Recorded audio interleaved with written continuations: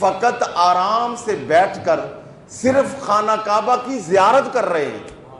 خانہ کعبہ کو تک رہے ہیں، اس تکنے پر، محبت کی نگاہ سے خانہ کعبہ کو دیکھنے پر اللہ تعالیٰ 20 رحمتیں انہیں عطا فرماتا ہے۔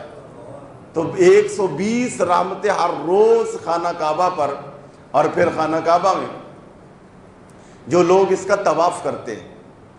سبحان اللہ۔ اسلام کے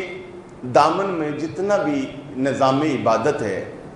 طرح طرح کی عبادات ہیں، نماز ہے، زکوٰۃ ہے، روزہ ہے، جہاد، دیگر جتنی بھی عبادات ہیں، حقیقت بات یہ ہے جنہوں نے خانہ کعبہ کی زیارت کی ہے، حج یا عمرہ کیا ہے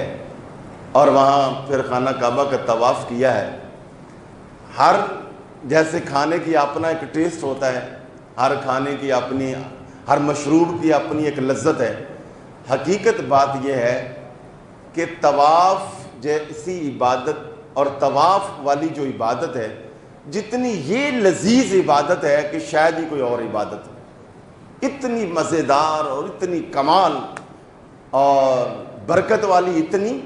کہ حضور نبی پاک نے ارشاد فرمایا کہ خانہ کعبہ کا جو بندہ طواف کرتا ہے،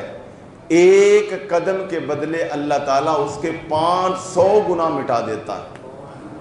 500 نیکیاں نامہ اعمال میں لکھ دیتا ہے، اور 500 اس کے درجات میں بلندیاں ہوتی ہیں۔ اور جب یہ طواف مکمل کرتا ہے تو فرمایا کہ اللہ تعالیٰ اس کو حضرت اسماعیل علیہ السلام کے دور کے مطابق، کہ جیسے گویا انہوں نے غلام آزاد کیا ہو، اس طرح اس طواف کرنے والے کو اللہ تعالیٰ ایک غلام آزاد کرنے کا اجر اور ثواب عطا فرماتا ہے۔